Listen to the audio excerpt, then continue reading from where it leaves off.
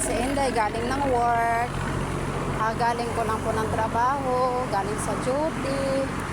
So, exercise muna si Inday ng konti. Lakad-lakad lang muna si Inday.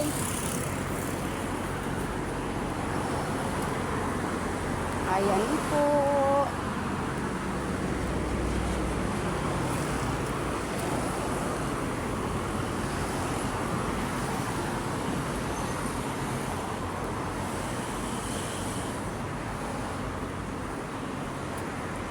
Medyo unat-unat muna. Unat-unat muna ang mga buto-buto ni Inday. Ayun. Ayan po, lakad muna tayo.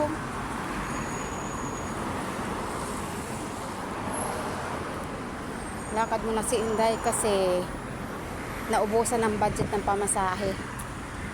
O, diba? Pero okay lang. Thanks God. Importante, may trabaho. And importante is healthy.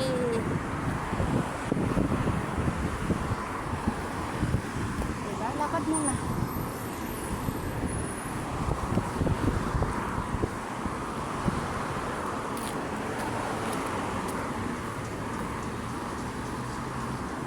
Pwede na bang tumawid dito? Tatawid nga ako dito. Ko wala pa yatang tawiran dito. Saan kaya ako makakatawid nito? May tawiran kaya dito? Parang wala ah.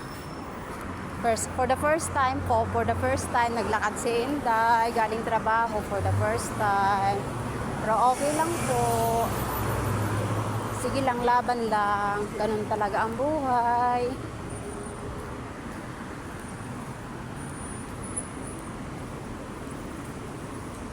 Ika nga, sabi nila, pwede tayong mapagod, pero wag susuko. Tuloy pa rin ang laban. Di ba nga? Kaya, eto, sige lang. Tiis-tiis lang muna si Inday.